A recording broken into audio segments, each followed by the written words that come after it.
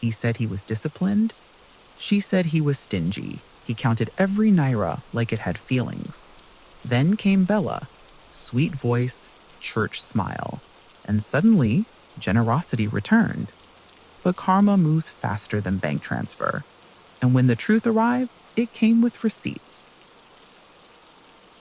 The city of Ara never truly sleeps.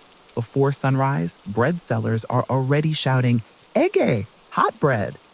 Radios argue about football and buses honk like impatient drummers.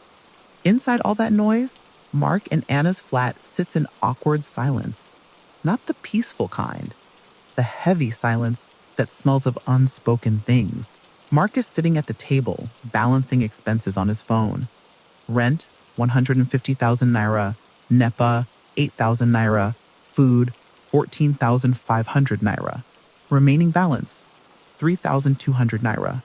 He sighs with the weight of a man guarding a leaking roof. Anna, washing dishes nearby, asks softly, "Can I take 200 naira to get eggs? There's no breakfast for tomorrow." Mark doesn't look up. "Didn't we buy eggs last week?" "Yes, but that was 4 days ago. You ate 3 yourself." He nods slowly. "We'll manage guri this morning. Let's stretch till weekend." He's not wicked. He's just scared.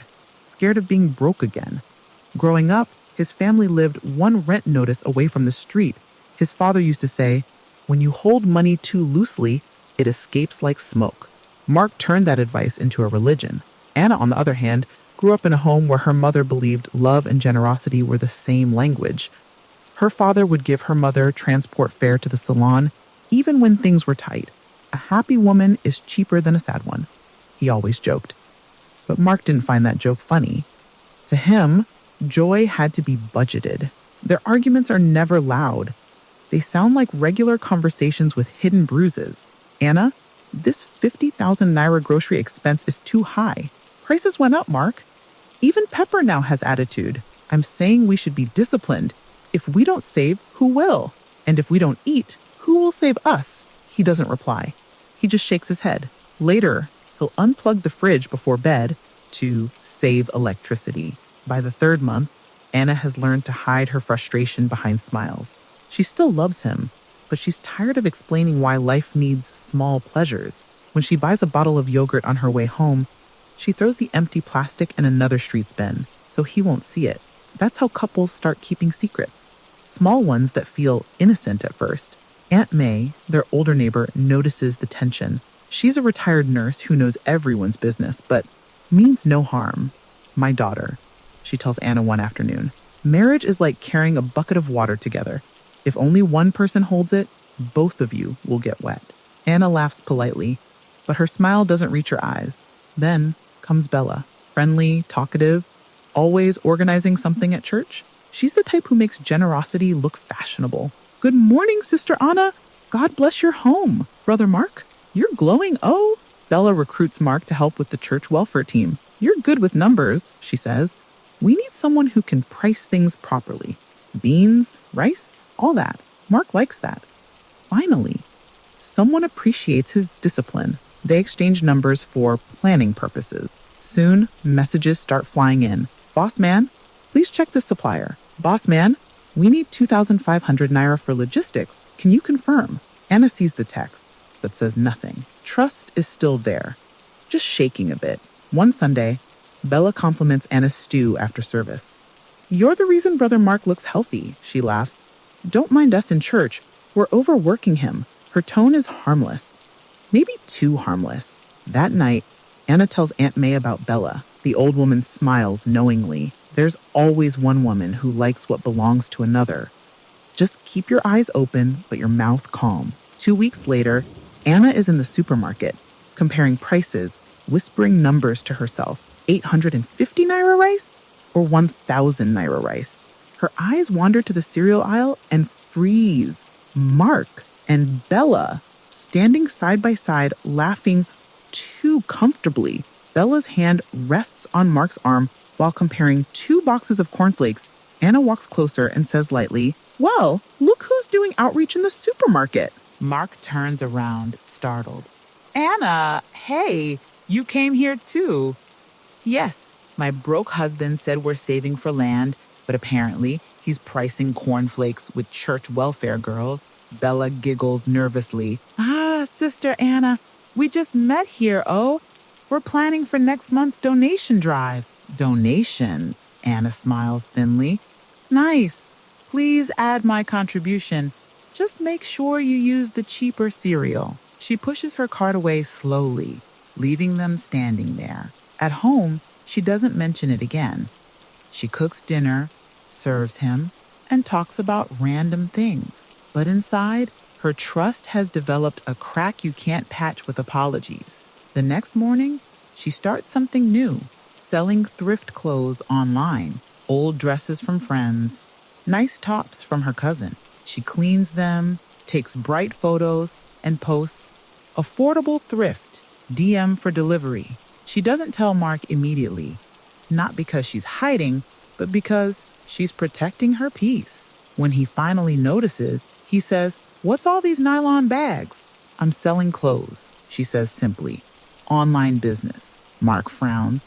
"Hope you're not wasting money." "It's small," she replies, still folding neatly. "And it's mine." That night, he messages Bella about the new venture. "Madam wants to start business. I just hope she won't lose money." Bella replies with a voice note. "Let her enjoy herself, boss man. Women need distraction."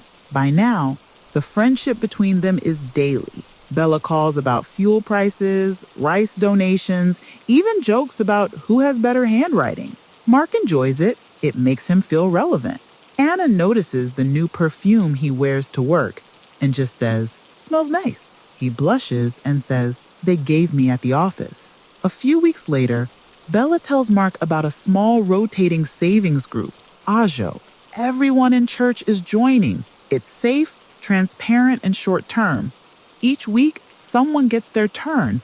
You can use your own turn for your land deposit. It sounds smart. He invests a big chunk of their savings. Anna raises one eyebrow but doesn't protest. "Are you sure the people are genuine?" He says, "Church people. Trust me." The group goes well for a few weeks. People post photos of envelopes and thank God with emojis. Mark feels proud of himself, responsible again. Then, just before it's his turn to collect, Bella's cousin Nini, the treasurer, disappears. Phone off. WhatsApp picture gone. Group messages disabled. Within days, chaos breaks out. People call Mark, demanding answers. "You invited us. You said it's safe." At home, he can't eat. His voice shakes. "Anna, I swear I didn't know. I just wanted to multiply what we had." She doesn't shout. She just sits down, looks at him quietly, and says, "Maybe next time you'll multiply honesty before money." He breaks down. "I'm sorry."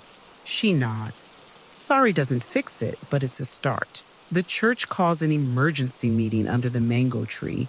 Plastic chairs everywhere, murmurs filling the air. Mark arrives with a file of receipts. Bella is already seated, defensive. "Explain," the welfare chairman says. Bella lifts her chin. "Nene ran away. I'm also a victim." But someone plays a voice note. Bella and Nene laughing, planning how to calm people. Gasps ripple through the crowd. Mark stands up. "I brought 2 people into this group. I'll refund them personally. I can't fix everything, but I'll start there." Aunt May, watching from the corner, claps once. At least one man here still owns his mistake. Bella starts crying. "I didn't mean harm. I was desperate." The pastor's wife shakes her head. Desperation doesn't excuse deceit. Mark spends the next few weeks selling his car stereo, a spare TV, and some gadgets he'd been hoarding. Slowly, he pays back those he can. It doesn't erase the shame, but it makes the guilt quieter. After the scandal, life becomes smaller, but calmer. The fridge now stays plugged in. Anna's thrift business grows. She sets up a small rack in the living room. One evening, Mark returns from a men's support group he joined. They talked about fear, how some of us confuse control with protection. She nods. "You've been controlling because you were scared." "Yes, scared of failing, scared of poverty." She looks at him gently. You can't protect love by starving it. They decide to open a joint account for household expenses. Simple rule, both see, both plan. For the first time, Anna withdraws 5,000 naira for business and no one interrogates her. She feels lighter. Aunt May visits that weekend with fried plantain. She teases Mark. You see, all this your discipline, God just needed to send you one eye jolt to reset your brain. He laughs, rubbing his head. At least the lesson was cheaper than divorce. They all laugh loud, unforced, real. 3 months later, on a Saturday morning, someone bangs on their door. Anna opens it. It's Bella holding a baby wrapped in faded cloth. Her eyes are swollen. Please, she whispers. I need help. Anna freezes, then calls Mark. He comes out, surprised. Bella, please, she says again. The baby has fever. I don't have money for the hospital. Without hesitation, Mark grabs his keys. Let's go. At the hospital, they pay the bills, buy medicine, and wait. The doctor says it's malaria and nothing critical. While the baby sleeps, Bella starts talking. After that mess, I lost my job. My mother chased me out. I've been living with a friend. I know I messed up, but please, thank you for not turning me away. Mark looks down. Everyone makes mistakes. I made mine too. Bella wipes her eyes. No, you didn't owe me this kindness. I came ready to be insulted. Later, she tries to explain something. Mark, about that time, but stops herself. No, never mind. I put myself here. Anna simply says, take care of your baby. That's what matters now. When they get home, Anna sits quietly with cocoa tea. Mark says, you know, the old me would have calculated how much we spent before helping her. She smiles faintly. And what did the new you do? He shrugs. Just helped. That's growth, she says. They sit in silence. It's not the dramatic kind, just peaceful.